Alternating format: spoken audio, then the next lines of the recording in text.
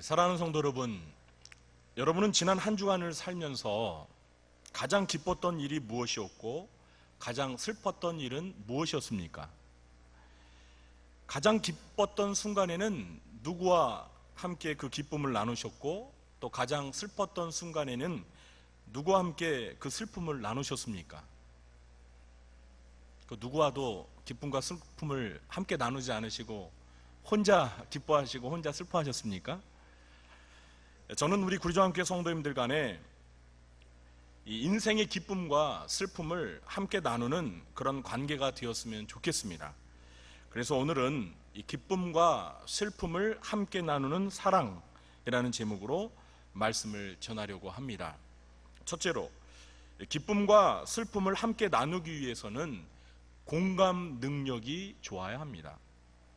사도 바울은 오늘 본문에서 로마교회 성도들에게 즐거워하는 자들과 함께 즐거워하고 우는 자들과 함께 울라고 당부합니다. 이렇게 타인의 그 감정적인 반응에 함께 잘 어울릴 수 있으려면 공감 능력이 뛰어나야 합니다. 공감 능력이란 상대방이 느끼는 것을 나도 함께 느끼는 능력입니다. 공감 능력이 좋은 사람들은 타인의 감정을 내 것으로 가져오는 감정이입 능력이 뛰어난 사람들입니다. 이런 분들은 드라마나 영화를 볼 때 반드시 손에 수건을 들고 봐야 합니다. 왜 그렇습니까? 슬픈 장면이 나오면 어김없이 눈물을 흘리기 때문입니다. 꼭 그렇지는 않지만 일반적으로 여성들이 남성들보다 공감 능력이 더 뛰어납니다. 우리가 인간관계에서 서로 친밀해지기 위해서는 상대방의 기분이나 생각, 감정을 잘 이해하며 공감할 수 있어야 합니다. 사랑은 상대방의 마음을 깊이 공감하는 데부터 시작되기 때문입니다. 여러분, 사람들이 어떤 사람에게 자신의 속마음을 잘 털어놓습니까? 여러분은 누구에게 여러분의 마음을 열고 마음속에 있는 것들을 나누십니까? 우리는 주변에서 이 사람들의 마음을 잘 여는 사람들을 보게 됩니다. 사람들이 이 마음을 닫고 있다가도 유독 그 사람에게는 마음을 잘 열고 자신의 속에 있는 깊은 이야기들을 숨김없이 술술 이야기하는 것을 보게 됩니다. 토크쇼의 여왕이라고 불리는 미국의 오프라 윈프리가 바로 이런 사람인데요. 그녀가 진행하는 토크쇼에 나오는 모든 사람들은 누구나 그녀와 이야기를 하다 보면 울고 웃으면서 어느새 자신도 모르게 속마음을 거침없이 다 털어놓게 된다고 합니다. 어째서 사람들은 오프라 윈프리 앞에만 가면 자신들의 마음을 다 오픈하는 걸까요? 여러 가지 이유가 있겠지만 가장 큰 이유는 진심으로 상대방의 마음을 공감해주는 그녀의 공감 능력 때문입니다. 사람들은 이렇게 자신의 생각과 감정, 마음에 깊은 공감을 해주는 사람에게 친밀감을 느끼고 위로를 받고 힘을 얻습니다. 이런 점에서 우리 예수님은 공감 능력이 가장 뛰어나신 분이십니다. 복음서에 나타난 예수님의 행적을 살펴보면 예수님은 병든 사람들을 그냥 지나치지 않으셨습니다. 예수님은 그들이 겪는 아픔과 고통을 바라보시면서 그들을 불쌍히 여기셨고 그들의 병을 고쳐주셨습니다. 또한 예수님은 사회에서 소외받는 사람들을 그냥 지나치지 않으셨습니다. 예수님은 세리와 창녀, 그리고 사람들이 죄인이라고 여기는 사람들의 집에 들어가셔서 그들의 이야기를 들어주고 그들의 친구가 되어주셨습니다. 예수님은 사람들로부터 오해를 받기도 하고 또 종교 지도자들에게 비판과 공격을 받기도 하셨지만 이 소외된 사람들의 문제에 깊이 공감하시면서 그들의 마음과 몸을 어루만지시며 그들의 상처와 아픔을 치유해 주셨습니다. 그래서 히브리서 4장 15절에서는 우리에게 있는 대제사장은 우리의 연약함을 동정하지 못하실 이가 아니요라고 말하고 있습니다. 그렇습니다. 대제사장이신 예수님은 우리의 연약함을 동정하지 못하실 분이 아닙니다. 다시 말해서 우리의 연약함을 충분히 동정하실 수 있는 분이라는 것입니다. 여기에서 이 동정하다라는 단어가 그리스어로 sympathizein데요. 여기에서 영어 단어 sympathize라는 공감하다라는 단어가 유래된 것입니다. 이 공감이라는 영어 단어 sympathy는 함께, 같은이라는 말과 감정이라는 두 단어가 합성된 말입니다. 그러니까 공감은 서로의 감정이 함께 같아지는 것을 의미하는 것입니다. 우리 예수님은 우리의 연약함을 충분히 이해하시고 공감해 주실 수 있는 대제사장이십니다. 그래서 다음 절인 히브리서 4장 16절에서는 이렇게 말합니다. 그러므로 우리는 긍휼하심을 받고 때를 따라 돕는 은혜를 얻기 위하여 은혜의 보좌 앞에 담대히 나아갈 것이니라. 그렇습니다. 우리의 연약함을 충분히 공감해 주실 수 있는 예수님이 우리 앞에 계신데 왜 우리가 그 앞에서 망설이고 주저할 이유가 전혀 없는 것입니다. 언제든지 예수님 앞에 나아가기만 하면 우리 예수님이 베풀어 주시는 은혜와 긍휼을 경험할 수가 있습니다. 예수님은 이렇게 공감 능력이 뛰어나신 분이셨기 때문에 영광스러운 하늘의 보좌도 마다하고 이 땅에 인간으로 내려오셔서 우리를 대신하여 우리를 위하여 십자가에 못 박혀 죽으실 수 있었던 것입니다. 예수님의 이 공감 능력이 바로 아가페 사랑의 힘이었던 것입니다. 그러므로 우리도 예수님처럼 사랑하기 위해서는 이런 공감 능력을 소유해야 되는데요. 저와 여러분에게는 이런 공감 능력이 있습니까? 기질과 성격상 어떤 사람들은 이 공감 능력이 뛰어나지만 반면에 공감 능력이 무딘 사람들도 있습니다. 그러나 우리가 기쁨과 슬픔을 함께 나누는 사랑을 잘 하기 위해서는 공감 능력을 개발해야 합니다. 자, 그러면 어떻게 공감 능력을 개발하며 발전시킬 수 있을까요? 저는 이 시간에 여러분에게 두 가지를 말씀드리겠습니다. 이 두 가지만 잘 기억하고 삶 가운데 실천해 본다면 반드시 우리의 공감 능력이 향상되는 것을 경험하실 수 있을 것입니다. 자, 공감 능력을 발전시키는 첫 번째 비결은 평소에 다른 사람의 이야기에 주의 깊게 경청하는 자세가 있어야 합니다. 타인의 이야기를 듣는 둥 마는 둥 건성으로 들으면 절대 공감할 수 없습니다. 가정에서 남편들이 아내의 마음을 공감하지 못하는 이유가 무엇입니까? 아내들이 이야기할 때 남편들이 어떻게 들어요? 그냥 건성으로 대충 듣기 때문입니다. 그렇기 때문에 그 아내들의 고충과 그 외로움과 그 아픔을 남편들이 잘 공감해 주지 못하는 것입니다. 그러나 진심으로 다른 사람의 이야기에 귀를 기울이며 마음으로 경청하는 자세를 갖게 되면 상대방이 느끼는 감정을 나도 공감할 수 있습니다. 사랑하는 성도 여러분, 우리가 날마다 하나님 앞에 나아가서 기도하는 이유가 무엇입니까?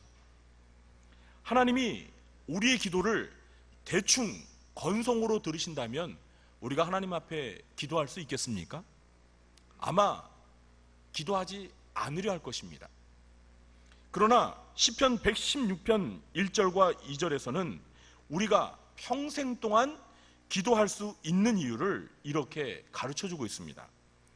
여호와께서 내 음성과 내 간구를 들으심으로 내가 그를 사랑하는도다. 그의 귀를 내게 기울이셨으므로 내가 평생에 기도하리로다. 저 여러분도 이런 신앙 고백을 할 수 있습니까? 제가 개인적으로 이 시를 너무 좋아하기 때문에요, 다시 한번 읽어드리겠습니다. 여호와께서 내 음성과 내 간구를 들으심으로 내가 그를 사랑하는도다. 그의 귀를 내게 기울이셨으므로 내가 평생에 기도하리로다. 하나님은 우리가 기도할 때 우리가 기도하는 음성과 간구하는 내용을 주의 깊게 들으시면서 귀를 기울이십니다. 한마디로 하나님은 우리의 감정에 깊이 공감하시면서 우리의 기도를 주의 깊게 경청하신다는 것입니다. 그러므로 이 시인은 하나님을 사랑한다라고 고백했습니다. 사람들의 관계도 마찬가지입니다. 우리가 누구를 사랑합니까? 우리가 누구를 사랑하게 됩니까? 우리의 이야기를 잘 듣고 깊이 공감해 주는 사람을 사랑하게 되는 것입니다. 이것을 바꿔 말하면 나에게 공감을 잘 해주는 사람이 바로 나를 사랑하는 사람이라는 것입니다. 하나님이 우리의 기도를 주의 깊게 들으시며 우리의 기도에 공감하시는 이유는 바로 하나님이 기도하는 저와 여러분을 너무나 사랑하시기 때문입니다. 이렇게 공감은 사람의 마음에 사랑의 다리를 잇는 관계의 가교 역할을 합니다. 우리 공감 능력을 향상하는 두 번째 비결은 상대방과 똑같은 나의 경험을 비추어서 상대방을 이해하는 자세가 있어야 합니다. 옛말에 과부의 서름은 누가 알아준다고 그랬죠? 아, 그렇습니까? 네, 언제 또 그렇게 옛말이 바뀌었습니까? 현대 와서 바뀌었나 본데요. 과부의 서름은 과부가 알고 호랍이 사정은 과부가 안다? 호랍이 사정은 호랍이가 안다. 이런 말이 있습니다. 이것은 똑같은 경험을 해본 사람이 누구보다 공감을 잘할 수 있다는 의미입니다. 그렇기 때문에 공감 능력은 어리고 젊은 사람들보다 인생을 오래 산 어른들이 더 뛰어납니다. 그만큼 인생을 오래 살면서 다양한 경험을 했기 때문에 공감할 수 있는 능력이 더 많은 것이죠. 또한 인생을 평탄하게 살아온 사람보다는 인생의 굴곡이 많았던 사람이 공감 능력이 더 뛰어난 경우가 많습니다. 제가 앞서 오프라 윈프리의 이야기를 했는데요, 이 오프라 윈프리가 그렇게 공감 능력이 뛰어날 수밖에 없었던 이유가 있습니다. 그녀가 태어날 때부터 그런 능력을 가지고 태어난 것은 아닙니다. 이 오프라 윈프리는 불우한 가정에 태어나서 성장 과정에서 수많은 아픔과 상처들을 경험했기 때문입니다. 오프라 윈프리는 사생아로 태어났습니다. 그리고 9살 때 사촌 오빠에게 성폭행을 당했습니다. 그리고 마약에 빠지기도 했습니다. 그녀의 삶은 실패와 아픔과 상처로 얼룩졌지만 그녀는 그 모든 것을 잘 극복하고 성공적인 사람이 되었습니다. 그리고 자신의 불우했던 과거의 경험을 통해서 자신과 비슷한 처지에 있는 사람들의 마음을 이해하고 공감해 주면서 그들에게 용기와 희망을 불어 넣어줄 수 있었습니다. 저는 대학원에서 상담을 전공했는데요, 제가 상담을 공부하면서 읽었던 책 중에서 이 상처 입은 치유자라는 제목의 책이 있습니다. 한번 여러분들도 구입해서 읽어보시기 바랍니다. 저는 이 책 제목이 너무나 제 마음에 들었습니다. 상처 입은 치유자. 이 책 제목은 누가 가장 좋은 치유자가 될 수 있는지를 우리에게 가르쳐 줍니다. 상처가 없는 사람보다 상처를 입어본 사람이 상처를 입은 사람을 치유하기에 가장 좋은 치유자가 될 수 있다는 것입니다. 왜 그럴까요? 아픈 경험을 해봤기 때문에 누구보다 상처 입은 사람들의 마음을 공감해 줄 수 있기 때문입니다. 이렇게 지난날 우리가 살아오면서 한 수많은 경험들이 나와 똑같은 경험을 하고 있는 다른 사람을 이해하고 다른 사람을 공감하며 도와주는 사랑의 도구가 될 수 있다는 사실을 기억하시기 바랍니다. 그런 의미에서 인생에 쓰고 아픈 경험을 많이 한 분들이 계십니까? 그런 분들은 누구보다도 남의 아픔을 공감해주는 좋은 상담자가 될 수 있습니다. 저는 우리 구리조항교회 성도님들이 자신의 공감 능력을 개발하고 향상시켜서 다른 사람의 마음을 잘 이해하며 그들의 기쁨과 슬픔을 함께 나누는 사랑의 공동체를 이뤄가시길 주님의 이름으로 축원합니다. 둘째로, 기쁨과 슬픔을 함께 나누기 위해서는 기쁨과 슬픔의 자리에 함께 해야 합니다. 사랑이 말과 혀로만 되어서는 안 되고 행함과 진실함이 따라야 하듯이 기쁨과 슬픔을 함께 하는 것도 말로만 되는 것이 아니라 실천으로 되는 것입니다. 우리가 인생의 기쁨과 슬픔을 함께 공감하며 사랑하기 위해서는 기쁨과 슬픔의 자리에 구체적으로 동참을 해야 합니다.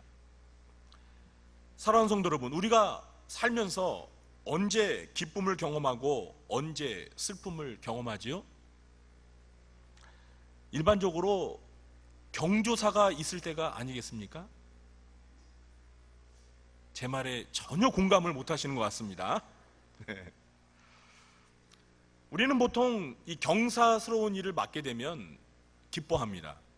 가령 예를 들어서 아이의 돌잔치나 또는 자식들의 결혼, 부모님의 회가변이나 또는 팔순잔치, 이런 때에 기뻐하죠.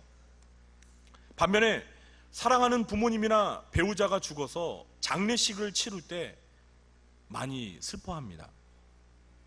그러므로 우리가 기쁨과 슬픔을 함께 나누는 사랑을 하기 위해서는 이런 경조사가 있을 때 그 자리에 동참하여서 그들과 함께 해야 합니다.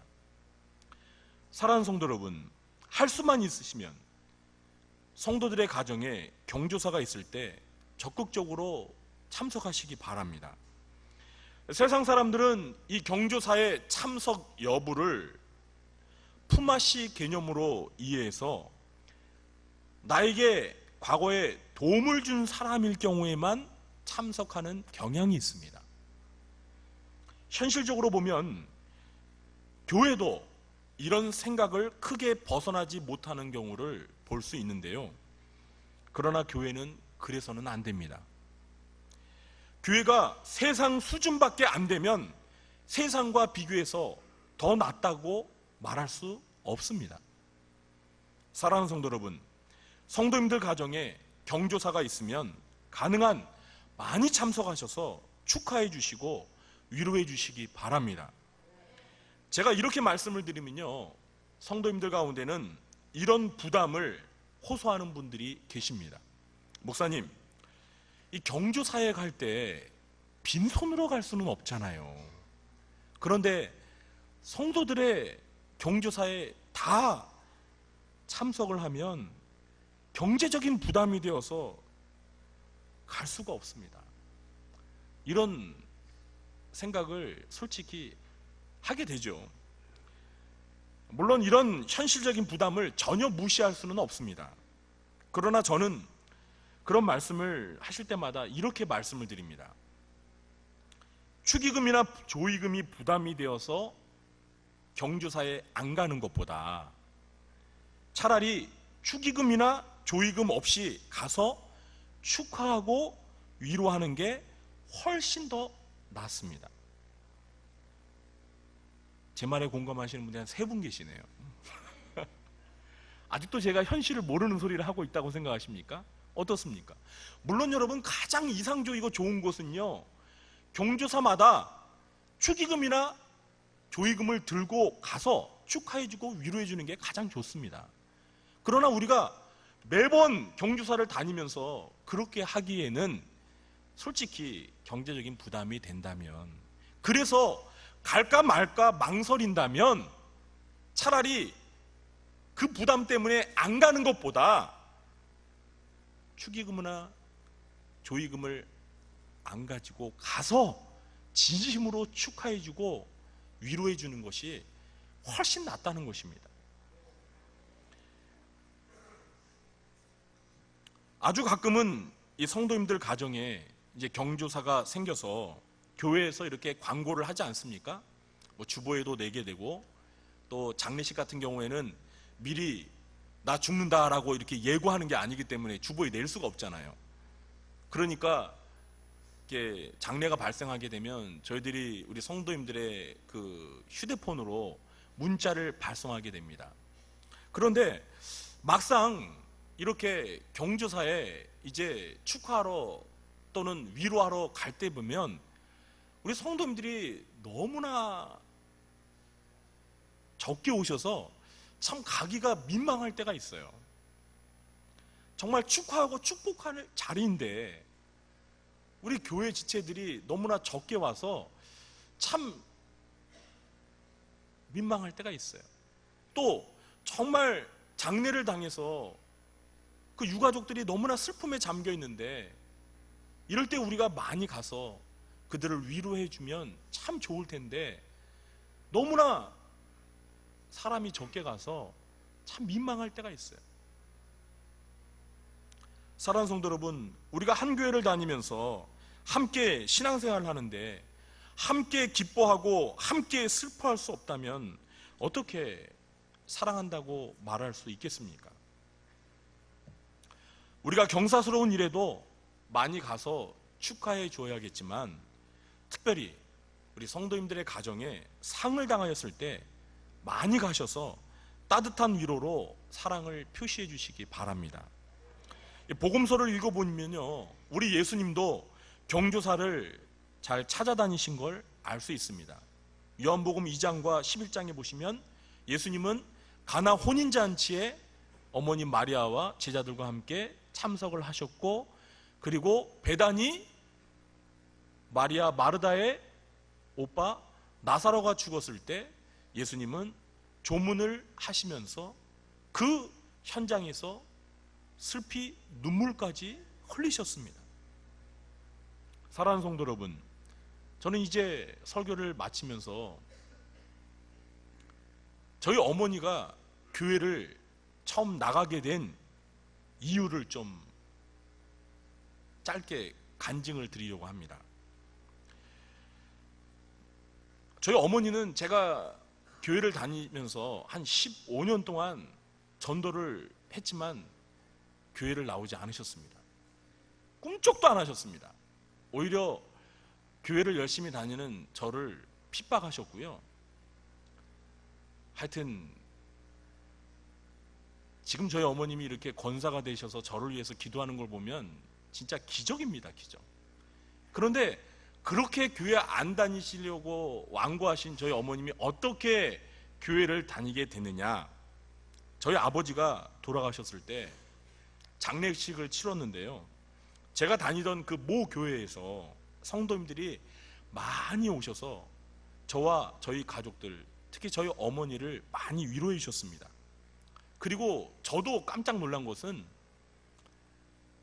그 발인 예배를 드리고 이제 장지를 향해 가는데 그 장지까지 저희 모교의 성도님들이 심지어는 이 직장 휴가를 내서 그 장지까지 수십 명 되시는 분들이 함께 동행해 주셨어요. 그러니까 저희 어머니가 그 모습을 보면서 한마디로 감동을 먹으신 거예요. 아니, 혈육을 나눈 친가족들도 아닌데 남이 이렇게 장례를 치르는데 어떻게 교인들은 저렇게 가족보다 더 진한 가족애를 가지고 이렇게 찾아와서 직장까지 휴가를 내서 이렇게 와서 위로해 줄 수 있을까? 이걸 보면서요, 저희 어머님이 깜짝 놀란 거예요. 그동안 인생을 살아오면서 그런 아름다운 모습을 본 적이 없었던 거예요. 그런데 제가 다니던 모교의 성도님들이 이렇게 따뜻한 사랑을 베풀어 주어서 거기에 감동을 해서 교회를 다닌 거예요. 뭐 예수 믿으라고 전도하는 전도자의 전도를 받고 교회를 나온 게 아니고, 교인들이 조용히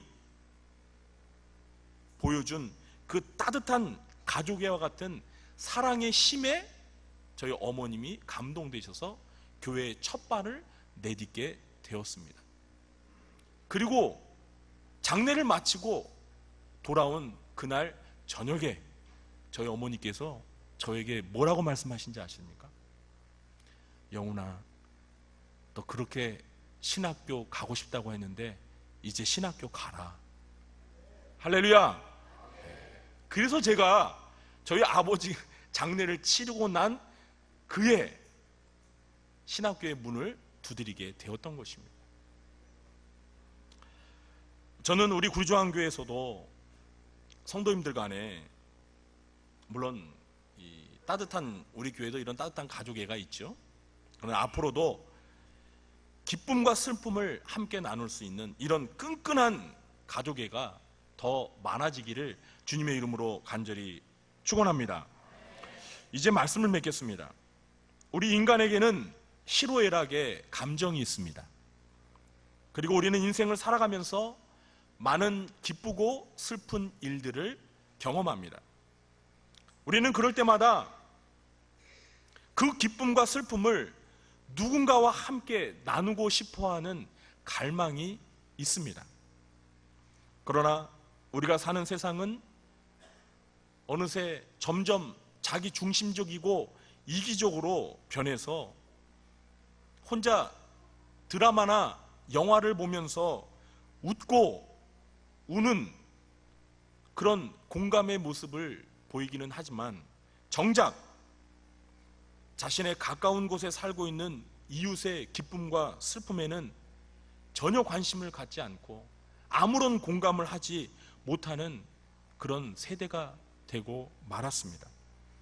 이런 세상 속에서 우리 그리스도인들만큼은 남의 기쁨과 슬픔에 공감할 수 있는 공감 능력을 개발해야 합니다. 그래야 우리는 오늘 말씀에서 즐거워하는 자들과 함께 즐거워하고 우는 자들과 함께 울라라는 이 사도 바울의 말씀을 실천할 수가 있습니다. 사랑하는 성도 여러분, 남의 기쁨과 슬픔을 함께 공감하면서 그들과 따뜻한 성도의 가족애를 나누는 저와 여러분 되시기를 바랍니다. 이것이 하나님의 사랑을 경험한 우리 성도들의 삶이 되어야 합니다. 이런 사랑이 우리 교회 가운데 가득 차고 넘치게 되길 주님의 이름으로 간절히 축원합니다. 기도하겠습니다.